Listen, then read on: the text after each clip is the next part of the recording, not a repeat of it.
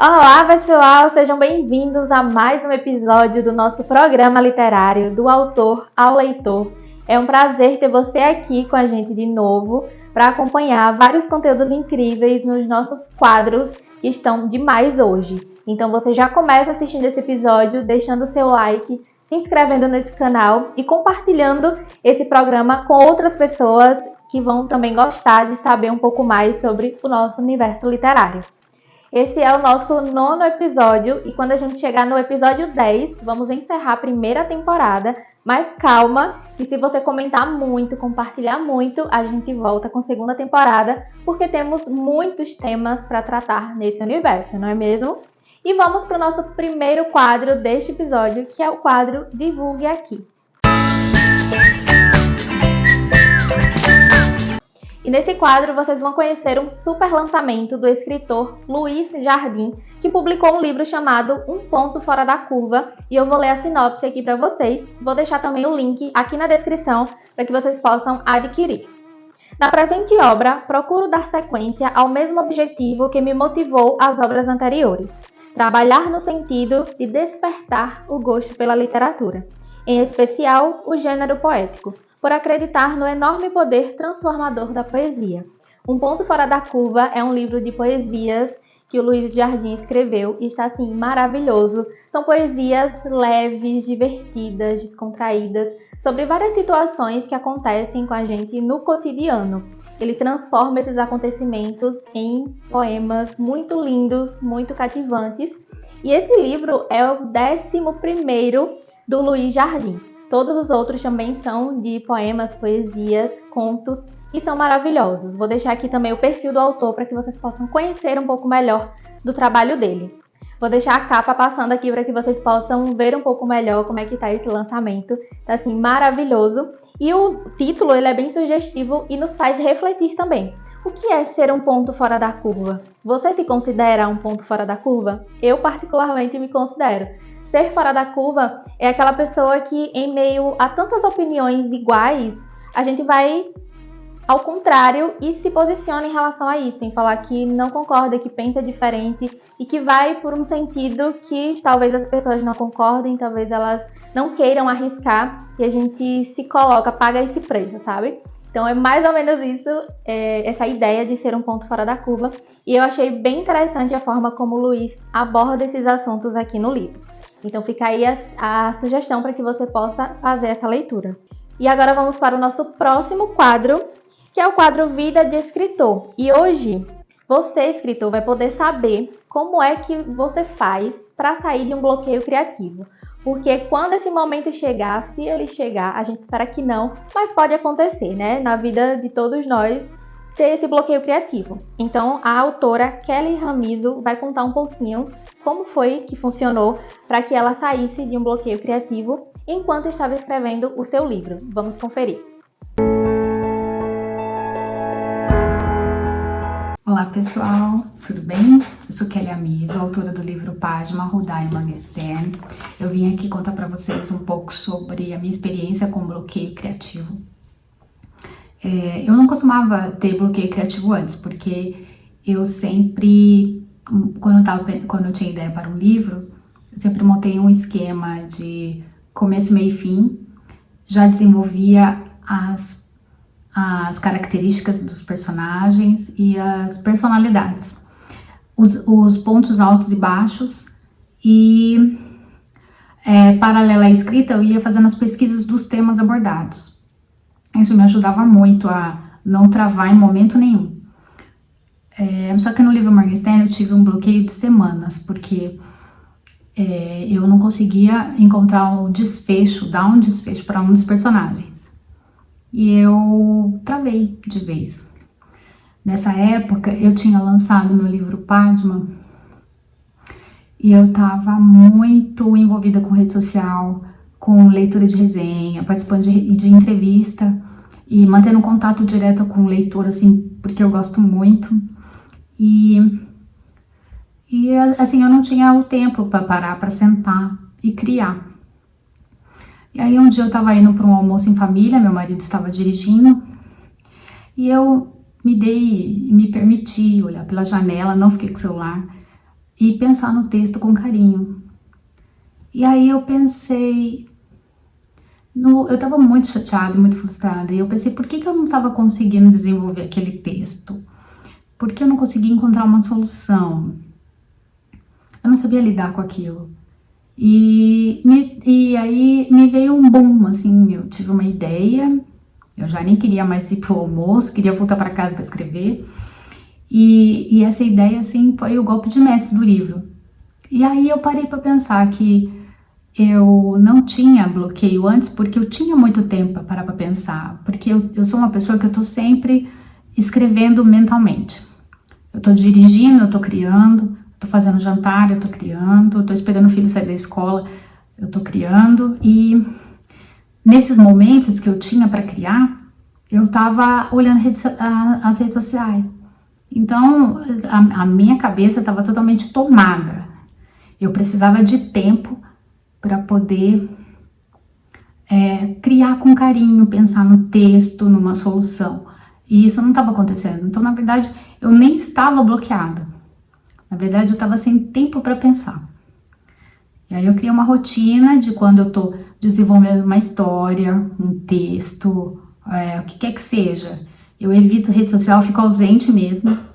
Eu evito porque sem esse tempo pra gente se dedicar, sabe? Eu chego em casa, eu tenho a minha rotina e aí eu sento pra escrever como se fosse um encontro meu com o texto, sabe? É só nós dois, sozinhos ali, pensando um no outro e aí eu vou desenvolvendo a história. E aí pra ilustrar esse meu pensamento sobre bloqueio, porque eu não acredito que se você for assistir um filme ou ver uma série, eu acho que isso vai fazer você copiar. Eu acho que você tem que sentar e curtir aquele momento entre você e a sua imaginação. Então, para ilustrar isso, esse meu pensamento sobre bloqueio, eu vou ler 2 textos para vocês, que eu mesma escrevi. Um é sem tempo para pensar. Eu iniciei o parágrafo assim. O dia amanheceu nublado e chuvoso em São Paulo. Eu iniciei dessa forma e comecei o texto. E agora eu vou ler para vocês o mesmo trecho, só que depois de apreciar a chuva caindo na varanda da minha casa. Os pingos metódicos contra o vidro da janela fez Jéssica despertar. Ela ergueu os olhos e examinou o tempo.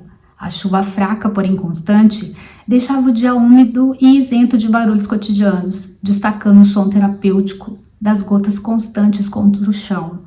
Apesar do aspecto propício à melancolia, tinha seu charme e também a sensação de aconchego. Perceberam a diferença? De estar envolvida no texto e apenas sentar mecanicamente para escrever? Eu resumi tudo isso no O dia amanheceu nublado e chuvoso em São Paulo. Sim.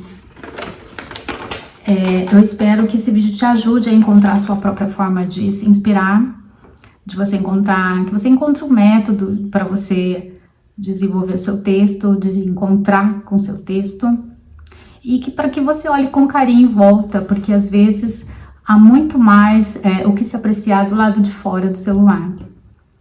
Tá? Espero que tenham gostado do vídeo. Um beijo e até a próxima. Adorei as dicas, Kelly. Muito obrigada pela sua participação aqui no nosso programa. E você aí, já anotou também as dicas? Porque quando o bloqueio aparecer, você já vai saber o que fazer, né? E vamos para o nosso próximo quadro.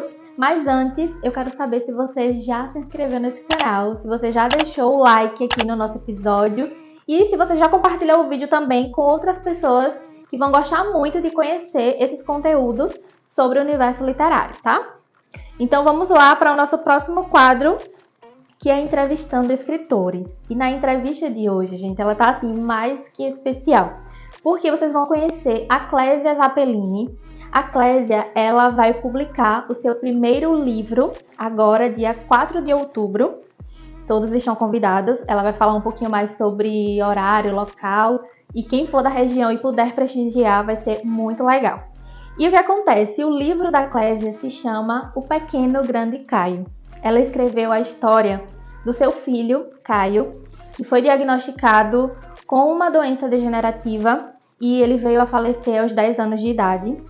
Ai, gente, falando isso eu já me emociono e já me arrepio, porque, assim, acompanhar um pouquinho da trajetória dela, ela é assessorada aqui da ME e é uma história muito emocionante, muito inspiradora. E ela decidiu escrever esse livro para inspirar outras pessoas, né, que estão passando por alguma situação semelhante ou já passaram. Enfim, vocês vão saber com mais detalhes na entrevista. Vamos lá conhecer a Clésia. Olá, Clésia, seja bem-vinda ao nosso programa literário. É um prazer ter você aqui. Obrigada por aceitar o convite de vir falar um pouquinho da sua experiência, contar a sua trajetória na escrita, iniciante na escrita e com a bagagem para inspirar outros escritores. Monique, boa noite. Com muita gratidão, que no coração aí que eu agradeço por esta oportunidade, por partilhar com você, e com outras pessoas essa experiência, de ter um filho, de vivenciar momentos de dor e de amor, eu considero, e que agora a gente possa expressar isso, por meio de uma obra, de um livro. Uhum. E eu queria começar perguntando para você como surgiu essa ideia, de você pensar, vou escrever um livro contando a história do meu filho, e toda a história que você passou, tudo que você vivenciou, não foi fácil, e imagino que não foi uma tarefa fácil de você escrever, de fato, relembrar vários momentos. Mas quando foi que virou essa chavinha e você pensou, eu vou escrever esse livro? Qual foi o momento que isso aconteceu? Então, o Caio ficou conosco durante 10 anos e meio, ele faleceu com 10 anos, e no outro dia, após a morte dele, depois de tudo organizado, vamos dizer assim, eu comecei a procurar obras que tratassem a esse respeito, que tivesse alguns pais, que tivessem relatado, crianças com doenças raras, isso, eu já tinha percebido que não era comum crianças com essas doenças raras, nós temos poucas pessoas hoje no Brasil, com leucodistrofia. Então, no Brasil, na época, nós tínhamos 62 crianças, e eu queria ler alguém que perdeu um filho, que basicamente foi perdendo já durante um diagnóstico. Eu vou atrás, a busca, fui à biblioteca da universidade, comecei a olhar, pesquisar, olha, eu quero ler para ver se ajuda um pouquinho o meu coração, mas eu não encontrei nenhuma obra. E aí minha colega disse, então você vai escrever, porque daí você vai poder colaborar com outras mães, com outras famílias, que passam também por esse processo. Nossa, perfeito. Você escreveu o livro que gostaria de ter lido quando você passou por todo esse momento, E é uma inspiração para os escritores que têm esse anseio já de escrever, ou não, nunca passou pela cabeça escrever, mas que está passando por um momento difícil, ou já passou há bastante tempo, mas nunca esquece, Aquela dor, ela permanece ali, a gente vai ressignificando ela. Então é uma forma de você ressignificar, a gente até fez um conteúdo falando sobre isso no seu perfil, E a forma que você encontrou foi escrevendo um livro. E pode ser, para outros escritores que estão nos assistindo agora, pensar nisso, escrever um livro. E aí você já aproveita para falar um pouquinho sobre como foi esse processo para você, de organização mesmo para escrever. Porque apesar de ter essa história, de ter sido um momento ali de você parar para refletir, relembrar tudo, mas tem também a questão técnica, prática ali, que você vai organizar as ideias, capítulos e nomes. Como é que foi esse processo de organização para você? Então, primeiro o tempo, Quando a gente perde um filho, a gente não consegue escrever em seguida, No meu caso, eu não consegui começar, até porque são muitos sentimentos, e uma nova experiência, porque tu tens um filho e passa a ficar sozinho, e daí tu não é mais sozinho, Uma vez que tu, hoje eu tenho mais 2 filhos, com o Caio são 3, então é o Caio, o Gabriel e o Samuel, e o Caio que partiu. E eu falo isso no livro, que nós não ficamos, ele partiu, ficamos em 2 pessoas, nós permanecemos em 3, porque uma vez que tu passa pela experiência de ser mãe, de vivenciar tudo isso, isso é eterno, né? Sempre vai permanecer. Então, com essa experiência, naquela semana eu não conseguiria pensar em nada nesse sentido de registro, né? E aí passou, mas eu estava assim, não, um dia eu vou escrever, né? Isso já estava na minha cabeça. Só que eu deixei passar esse processo, acho que do luto mesmo, né? Da dor, daquele vazio que a gente sente, né? Quando perde um filho. E isso foi passando, vamos dizer que 4 anos, quando a gente vê, passa rápido, né? E aí, nesses 4 anos, eu volta e meia anotava alguma coisa, mas sem ter aquela obrigação de escrever. Depois eu disse assim, não, depois de 4 anos, que fez certinho 4 anos, agora eu vou escrever. E aí as pessoas perguntavam assim, tá, Clésia, mas tu vai escrever contando todas as coisas bacanas que vocês fizeram com o Caio, São Silvestre que vocês correram, as corridas de rua que vocês participavam com ele aqui, né, nas cidades vizinhas, passear com ele, tudo de legal que vocês fizeram, esse tu vai registrar? Eu disse, não, eu vou escrever sobre a morte, sobre a passagem dele. Aí, Monique, as pessoas ficavam assim, um pouco até desconfortáveis, né, porque eu até menciono isso no livro, que as pessoas parecem que gostam muito de falar sempre do final feliz, sempre de coisas boas, né? Mas a gente, por mais que foi uma morte, né, uma passagem, né, uma partida, não significa também que, não no sentido de felicidade, mas no sentido de a gente ser grato, né, por aquele momento, por todas as pessoas que estão à tua volta. Então foram nesses 2 anos agora que eu fiquei me debruçando a escrever e tentar trazer mesmo na memória todos esses momentos que nós vivenciamos, mas assim, né, fazendo essa narrativa, situando o leitor, né, do Caio em si, né, a vida dele, mas trazendo a passagem, né. Perfeito. E como é que você espera, assim, impactar as pessoas com esse livro?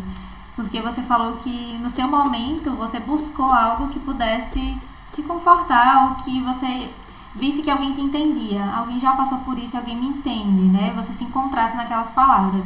E quando você começou a escrever, o que você pensou, assim, eu quero que quando chegar no meu leitor de fato, eu quero que passar essa mensagem aqui para eles, eu quero que o meu livro desperte tal sentimento. Eu acho que essa leitura, posso dizer que são 2 públicos, né? Primeiro são mães, né, que perderam os filhos, que de certa forma, né, vão se identificar em algumas partes, em alguns momentos, né, do relato, da narrativa. E o outro, acredito que esse ainda vai ser o maior, que é pensar um pouquinho que todos nós temos dificuldades, todos nós encontramos problemas na vida, indiferente da família, sempre nós vamos ter alguma dificuldade. Pode ser, né, uma intensidade pequena, pode ser algo grandioso, mas todos nós passamos por desafios, e que o importante é a gente ter coragem, ter fé, ter força, para vencer e ressignificar, mesmo sendo um momento de dor, né? Então, por isso que eu considero, né, esses 2 públicos, assim. Mas agora eu vejo que as pessoas, elas estão ansiosas pelo lançamento, por conhecer essa história. Aos poucos que você vai compartilhando na rede social, a gente já vai entendendo um pouco mais ali, que foram muitas coisas mesmo que você passou junto com ele, né? E como é que tá essa relação agora, o que você espera? Como é que tá essa expectativa para o lançamento, que vai ser logo logo, né, dia 4 de outubro, que também é uma data especial, e eu queria que você falasse também sobre isso.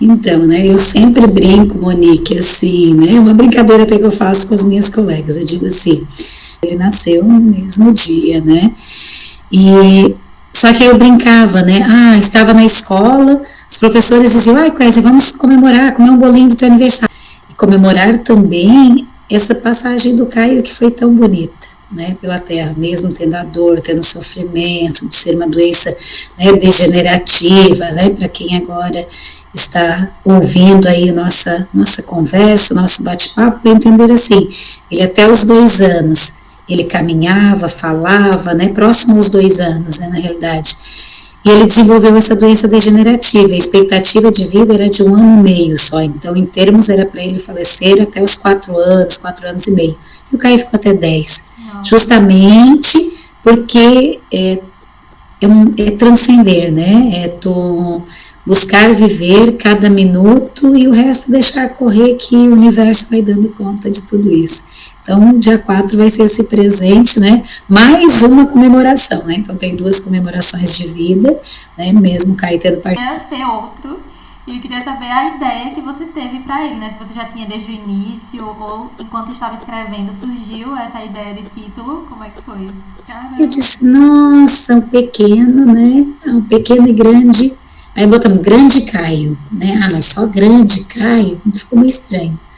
Aí depois lembrei do Pequeno Príncipe também, assim, mas tem Grande Caio, Pequeno Grande Caio, sabe?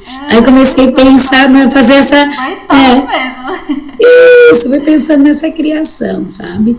E aí ficou, e aí depois eu disse, só que eu não estava acostumada com esse título, eu estava acostumada com outro que eu já vinha, né, trabalhando na minha cabeça. Eu vinha com 3, assim, fiz votações de vários, né, e até com algumas colegas, e quando chegou esse, elas disseram assim, mas não tem nada a ver com o que nós discutimos até agora, e aí as colegas foram fazendo também, ajudando, todo mundo que estávamos discutindo, mas não tem nada a ver, eu disse, mas vai ser esse que vai ficar. Então, assim, fugiu totalmente do que nós vínhamos conversando, mas sabe aquela inspiração que quando vem, diz assim, tem que aproveitar, né? Então, foi muito legal.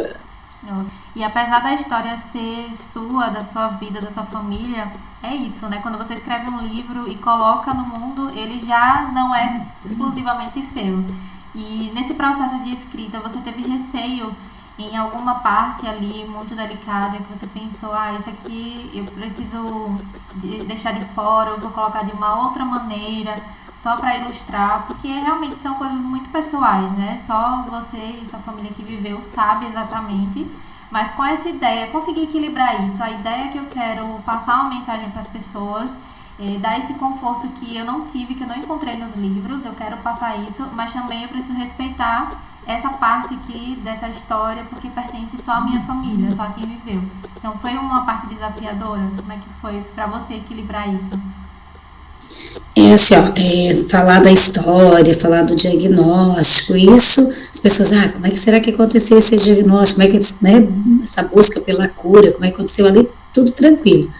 Mas dizer assim, caiu e partiu, escrever isso, sabe, porque quando eu conversava, né, com as pessoas, né, com os leitores críticos, e que eu dizia assim, olha, né, como é que você achou assim esse momento, né, porque eu não queria trazer a morte como algo, todo esse medo que nós temos da morte, né, todos esses conceitos culturais que nós temos, eu queria que trouxesse isso como uma leveza, que foi já a forma como a gente tentou, né, no dia mesmo da partida, tentar trazer com leveza, mesmo sendo com dor, né, mas que fosse um momento leve, não fosse aquela coisa de todo mundo chegando e tal, não, né, inclusive a homenagem, o relato, né, de como foi bacana, assim, nós fizemos uma homenagem como se ele fosse um atleta, as pessoas levaram medalhas, troféus, né, homenageando a ele, que seria esse atleta, então a gente tentou trazer essa forma mais suave, assim, né, de uma forma mais como uma homenagem.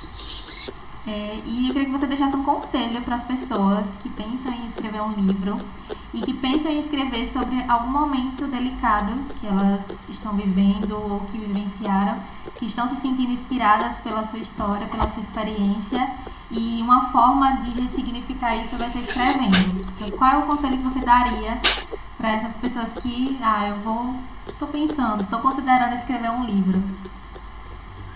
Então, primeiro não deixa de ser a escrita um processo terapêutico, né? É uma forma que a gente também tem para ressignificar algumas coisas que ainda às vezes estavam um pouco perdidas e que a gente consegue, né, na narrativa, né, trazer essas questões. E principalmente fazer esse registro como uma memória, né? Porque eu acho que tudo na nossa vida vai ter, né, como mencionei, né, momentos de dor, mas tem muitos momentos de amor. E se nós avaliarmos todas as pessoas que estão à nossa volta, né, tudo que vai acontecendo, né, nessa trajetória, nós vamos ter mais coisas boas do que coisas ruins. Então, de repente, o fato de você parar e escrever, você vai conseguir visualizar muitas coisas boas que você não havia visualizado antes.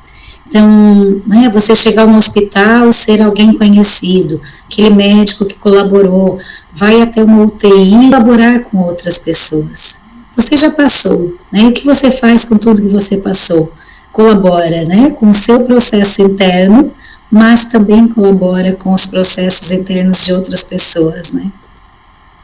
Exatamente, perfeito. Clésia, eu agradeço muito a sua participação, né, em contar um pouco da sua história, da sua trajetória, a sua experiência aqui e inspirar outras pessoas que também estão nesse processo de escrita e saber que elas podem sim e devem escrever, colocar suas histórias no papel, colocá-las no mundo, porque tudo que a gente escreve vai ajudar, vai impactar alguma outra pessoa.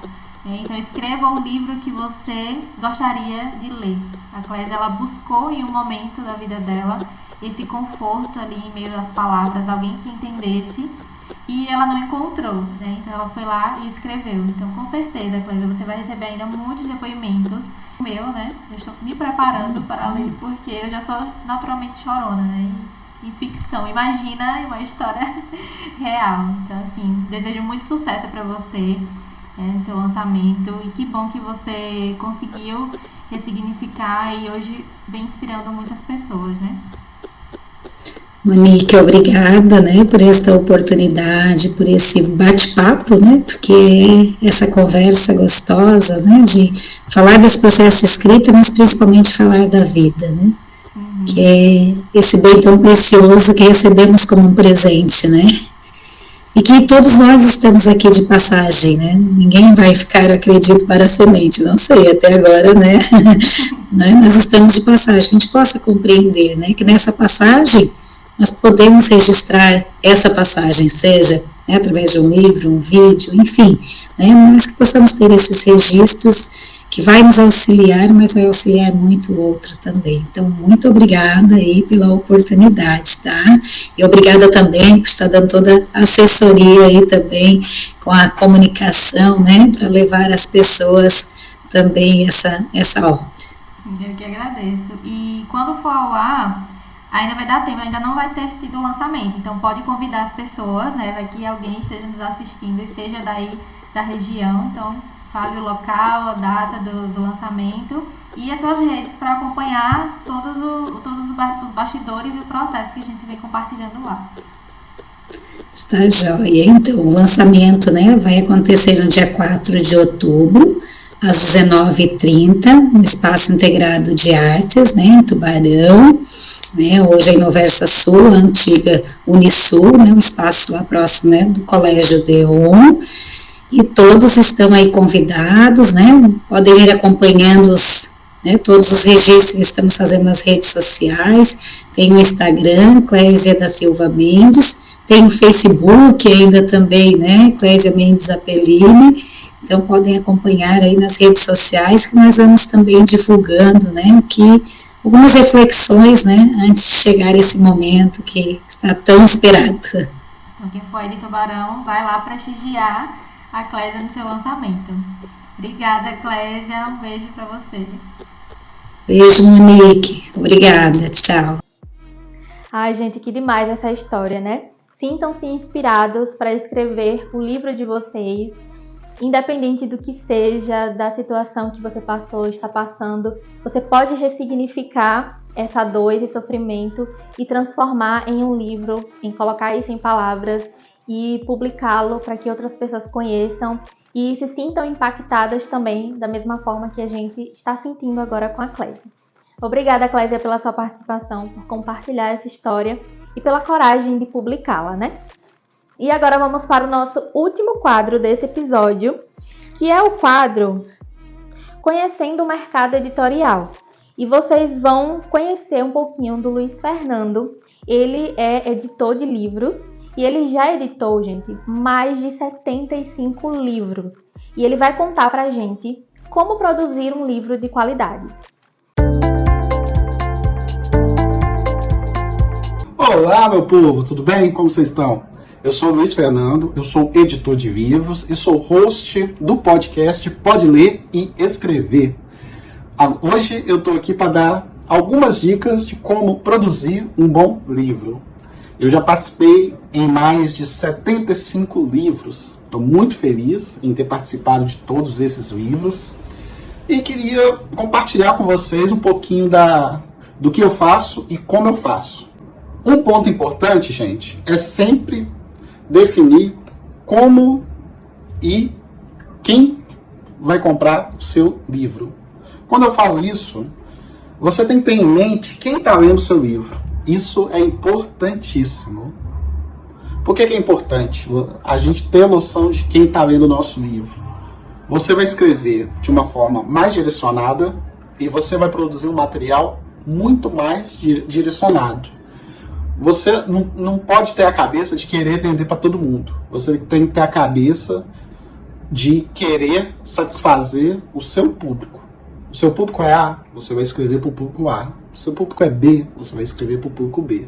Esse é um ponto-chave. Segundo ponto importante. Gente, sempre quando você for montar seu livro, tenta montar uma bonequinha. Quando eu falo boneca, monta um esboçozinho para você poder fazer a anotação. Isso é fantástico. Se você conseguir fazer isso, vai ser maravilhoso. Por quê?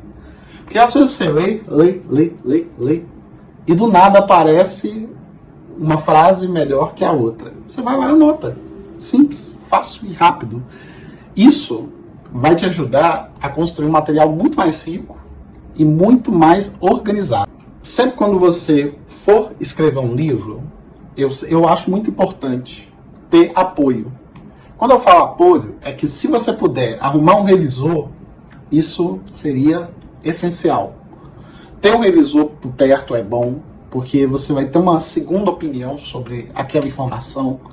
Ter um organizador por perto é bom, porque o organizador vai te ajudar a manter a ideia. Opa, esse é o momento certo, esse é o momento errado. Isso faz parte, gente. É bom sempre ter pessoas que conhecem perto para ajudar na produção. O terceiro ponto, gente, eu vou querer falar sobre a capa. Por que a capa? A capa ela é fundamental na hora da divulgação do seu livro. Por quê? A capa sempre tem que ser chamativa. Então, quando eu falo chamativa, não significa que ela tem que ter algo exagerado, algo muito estranho, algo muito chamativo. Eu falo que chamativo é da questão do gosto. Ela tem que ter um certo zelo, ela tem que ter um certo charme. E quando eu falo isso, é o seguinte, quando você monta esse tipo de material, você tem que pensar em como aquele material está sendo feito. Opa, o que eu estou pensando está válido para aquela época ou ele é atemporal? Porque quando o material é atemporal, ele não sai de moda. E isso é excelente. Se você conseguir montar uma capa atemporal, você está 10 pontos à frente de qualquer pessoa. Isso é primordial. Segunda coisa, o texto que fica na parte de trás do seu livro. Se você conseguir fazer um texto elegante, principalmente se for uma pergunta, ou então uma chamada que chame a atenção do leitor, você está ganhando ponto. Porque isso é fundamental na hora de vender o seu produto, na hora de vender seu livro. Então, gente, sempre presta atenção no verso, se o material é chamativo. Porque muita gente se preocupa com a parte interna e esquece dos detalhes externos. Um outro ponto também que eu acho importantíssimo, gente, é esse aqui. A foto que se apresenta na orelha, ela tem que ser uma foto boa. Ela tem que ser uma foto visível. Porque às vezes a pessoa, não, eu quero fazer algo artístico. A pessoa faz algo artístico que tampa o rosto dela e a pessoa não é conhecida. E acaba que, se ela tampou o rosto, como que eu vou conhecer ela? Então, gente, um ponto fundamental para esse tipo de coisa é mostre seu rosto. Não precisa de exagero. Faz uma postura bacana, elegante e mostra seu rosto. Não precisa de exagero, gente. Não precisa de exagero. É coisa simples. O simples vence muita. E para finalizar, gente, eu queria falar sobre livro de primeira edição, porque eu acho que muita gente acha que o que o primeiro livro ela vai vender horrores. E, gente, não se preocupa. O primeiro livro é um teste. Não é todo autor que vai vender muito na primeira edição. Então, assim, fique tranquilo, fique na boa. Pega feedback. Por exemplo, quem comprou seu livro, deixa o telefone para a pessoa poder... Deixa o telefone no verso para a pessoa poder entrar em contato, para você poder trocar essa ideia. Opa, você gostou do livro? O que você mais gostou? O que você não gostou? Cara, corrige. Por quê? O livro é vivo, gente. Se você fez uma edição de 300 unidades, você vai lá, lança. Pega o feedback. Na segunda edição, você já vai lá, já lança ele mais completo, mais revisado, mais completo. E, cara, tá tudo bem. Porque o importante é você manter sua obra viva. E você sempre ir atualizando de acordo com o mercado, de acordo com as necessidades do seu público. E ouça o seu leitor. O seu leitor é uma pessoa que vai te ajudar muito.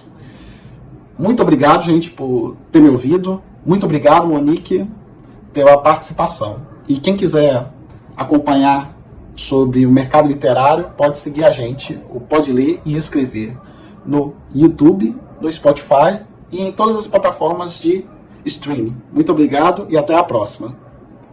Dicas excelentes, espero que você tenha anotado, para não esquecer quando você for finalizar ali o seu livro, for entrar nesse processo de produção, você saber quais são os passos necessários para que produza um livro de qualidade, que publique um livro de qualidade, para quando chegar nos seus leitores, gerar toda aquela emoção, aquela expectativa de uma obra bem feita. Não tem nada melhor do que você sentir aquela sensação de dever cumprido, de entregar o seu melhor para o outro.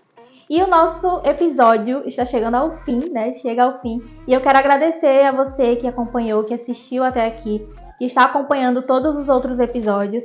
Se você ainda não assistiu algum, tem uma playlist aqui só com os episódios do programa. Vai lá assistir, deixa seu comentário e compartilha com outras pessoas também.